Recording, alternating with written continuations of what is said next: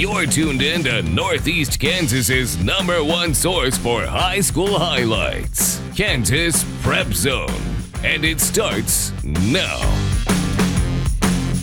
Good evening and welcome to Kansas Prep Zone. Alongside Jonathan Deutsch, I'm Chris Lilly, and this is fueled by Dick Edwards Auto Plaza. A lot of great stuff tonight. Yeah, after this week, we'll have one less undefeated team in the Centennial League because tonight it was Shawnee Heights at Seaman. Yep, and both teams are 3-0 to start the season, and that's why it's our game of the week as we head out to Seaman.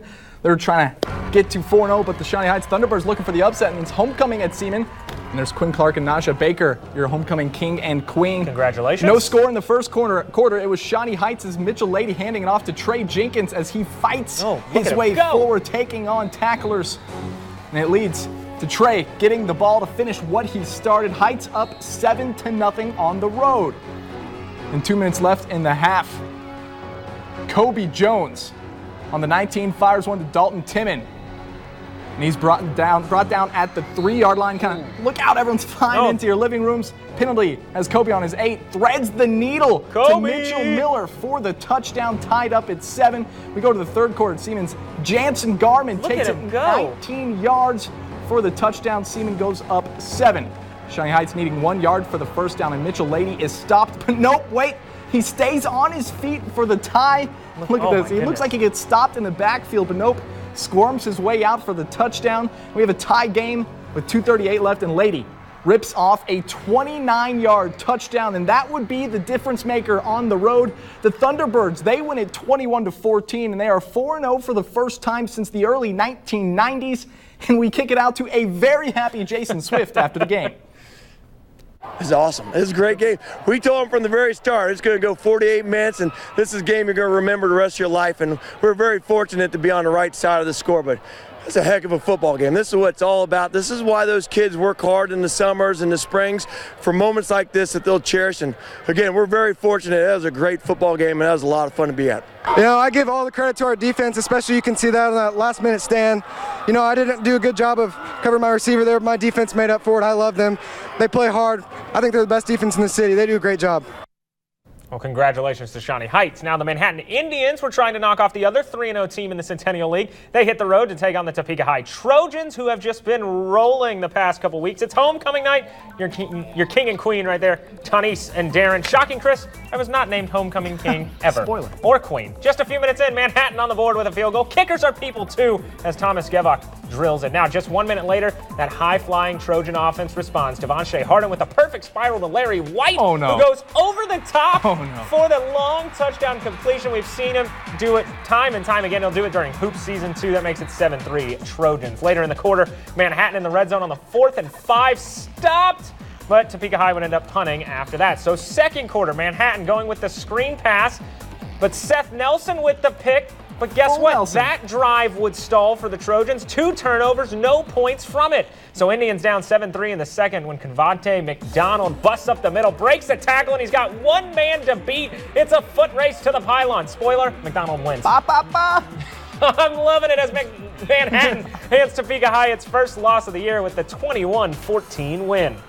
The Junction City Blue Jays got their first win of the season last week, beating Topeka West, and they were trying to keep the momentum going, welcoming in the Washburn Rural Junior Blues. How about this? The Junior Blues on the road at Junction City, who are the Blue Jays. It's a lot of B's. I'm so confused. A lot happening. First drive, and it's Rooster Adams pitches it to Russell Wilkie. He goes up the sideline, a little tiptoe action, 39 yards for the touchdown. 7-0 Blue Jays. He could work in the circus on a tightrope. Still in the first quarter, and Adams this time uses Wilkie as his blocker, a little meat shield, flies down 49 yards for the touchdown. I love the track finish as well. A meat shield? Gonna go all the way through. Never heard of that. Washburn Rural with the ball now, and Michael Schurig throws it to a wide open Preston Williams. Oh, he is wide open. Oh, he got a touchdown. Yeah. Junior Blues down 13-7. Now about this, Mike Schurig talking to the sideline. The center hikes the ball, but Tyler Cummings recovers it. And they do it again. Oh my goodness. Not ready for it, and Jalen Carter grabs it and is fighting for his life. Throw it. But Dylan White and a host of Blue Jays tackle him for the safety in Junction City. Continues that momentum, like I said. They win it 35-21. And Topeka West, they are on the road at Hayden. The Hayden Wildcats looking to protect their home field. Hayden drives right down, and they hand it off to Matt Moore, who lowers his shoulder and fights for the touchdown. They were up early 7-0. Call that lowering the boom. There you go. Back the other way, Topeka West's Hunter McDaniels airs it out, and Chris Ellis reels it in, gets a friendly block there, takes it 50-plus yards for the touchdown. Chargers down just 7. Nice play there. And when Hayden needed a play, Brent Peevler was there. Here he takes the handoff, goes to the outside, turns on the Jets, and he had one more guy to beat. Gotta know your angles. Nope, I'll take it this way. Touchdown, and Hayden, the Wildcats, they were up 21. That was his second long touchdown of the game. He wasn't done yet, so they kick it off. McDaniels throws it to Peevler. Oh my goodness. Too bad he plays for the other team. He has a nose for the end zone. Peevler scores his 3rd touchdown of the first half. Behind his big effort, Hayden wins it 63-26. The Emporia Spartans are looking to rebound after back-to-back losses. They welcome the Highland Park Scots into the Hornet Hive. Unofficial nickname. Yeah, that's what I call it. Yeah, Spartan mini cheer night, getting the fans going as all the little ones are out there with their pom-poms. First possession, Gabe Galindo starts the scoring for the Spartans, 6-0 Emporia. Here's Jace Stewart with the keeper, 50 yards. Ooh. That's half the field to the house. That makes it the blockers, the stiff arm, and a dive. Oh, had a little of everything. That made it 12-0 here. Stewart to Sawyer Sladen for the 28-yard touchdown. He just hauls it in and goes into the home. Exactly. You read my mind.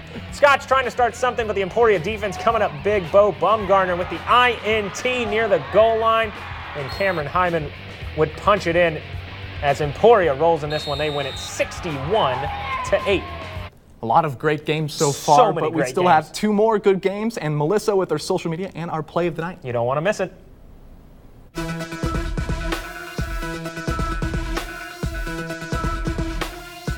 Into Northeast Kansas's #1 source for high school highlights, Kansas Prep Zone. Welcome back inside KPZ. 2 of the best teams in 3A were showing why they might be some of the best teams in the entire state. Yep, the Rock Creek Mustangs had a big 49-0 win the last week, and tonight they're on the road taking on the undefeated Silver Lake Eagles in the house that CJ built. And as a usual sign of sportsmanship between the game, handshakes for the captains. Who cares if you're right? The Eagles would get things rolling. Junior quarterback, there's Mason Griffin, finds Trent Byers out wide, takes it in for an easy 6 on their first drive. And the Mustangs, they try to march up the field with a strong run game, but the Silver Lake defense holds on 4th down, and they get the ball back. The Mustangs, though, showing some defense of their own, swallowing Griffin for the sack. 1 sack's nice, but 2 way nicer. Very next play, Rock Creek Mustang defense making sure Mason had nowhere to go. But after getting a touchdown called back, Griffin finds Trent Byers again for the score. Play. Beautiful throw, and he comes down for the touchdown, 14-0. Second quarter, Griffin with a bomb to Wyatt Hyman. He finishes the job. The Eagles, they would miss the extra point, though. And Silver Lake, they would roll in this one, 41-14. Score is a palindrome. How about that? People forget that. Jeff West is coming off a shutout win against Riverside. They were looking for another win against Wamego tonight. Actually, Nemaha Central visiting Jefferson West in this one. Jeff West starts with the ball. Caden Ross dropping back to pass, sends it into the arms of the Thunder. Nice interception there as they take it back down the sideline. Here we go.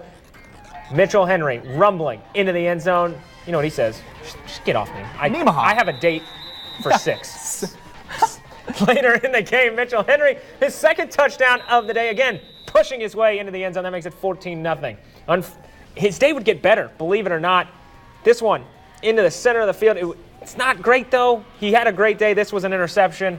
A nice play there by the defense, and the big return to follow as he takes it down the field outside the hash. Showing some moves. Nice tackle. Big hit. Now, Caden Jones and the Tigers. You can't see him, but he's there. He's 5'6". That's a touchdown. Tigers make it close going into halftime. It was 14-7, but Nemaha wins it 35-14. They're 4-0 to start the year. Now, how about a few more scores for you? Undefeated Riley County at St. Mary's. The Falcons move to 4-0. Rossville and Wabunsee both looking for their first win tonight. It's the Bulldogs who get it with the 20-point win. Now, Sabetha stays undefeated, beating Royal Valley 49-6. Riverside on the road at Holton, and the Wildcats win that one 47-6. Hiawatha facing ACCHS, and Hiawatha wins 28-20. Perry Lecompton stays undefeated after the big win over Troy, and Council Grove and Osage City both entered this one undefeated. Osage City leads undefeated again, still 37-14 with the win. And Linden taking on West Franklin. The Tigers win it 53-13. Chase County at Mission Valley. Mission Valley gets the shutout win 65-0. And Melissa Bruner was all over social media trying to find our best tweets from our fans. And Melissa, what were people tweeting about tonight? This is a busy night all over. So many homecomings, but we do want you to meet two very special royalty who are reigning over their schools tonight. First, let's go to Hayden High School, where Amanda Young was crowned queen. Jake Comstock is her king. Amanda is living with Down syndrome, and that smile that you see spreads joy to everyone as she manages the basketball and volleyball teams. Her Hayden classmates wanted to honor just how much she means to them. Not smiling yet? Well, let's take you to Clifton Clyde, where the young man in the middle wearing the crown is Ian Bergstrom. He is the king. Kelly Lang's his queen. Ian also is a young man who's living with Down syndrome. He has been part of the football team all 4 years, so tonight, get a load of this. He got his first carry. He will go all the way. His first carry for a touchdown in the Eagles' 59-6 win over Rural Vista. His teammates rushed out onto the field to congratulate him. They said, "Coach, is it okay?" Of course it is. Classmates call him an inspiration, so therefore Ian is your king. A few more homecoming fans you'll enjoy meeting tonight. Not sure how to say their Twitter handle, so these Topeka High fans want you to know they bleed black and gold. Across the stadium at Hummer Park tonight, the color was pink. Kaylee sending in this photo of the pink out for the Manhattan fans who made the trip to the capital city. And when you get to the game early, you pass the time. Lane showing off the Card Sharks in the stands for the Seaman Vikings on Neon Night. Not sure if the fans changed into some other clothing before the homecoming festivities later in the evening or if they kept the neon on. Regardless, we love seeing those photos. Keep them coming. Use the hashtag KPZ. Awesome. Thanks for that, Melissa. A lot of great things, inspirational moments from around the area tonight. Coming up after the break, we have a few more scores to pass along to. And we might be seeing one of those moments again in our play of the night. Stay with us.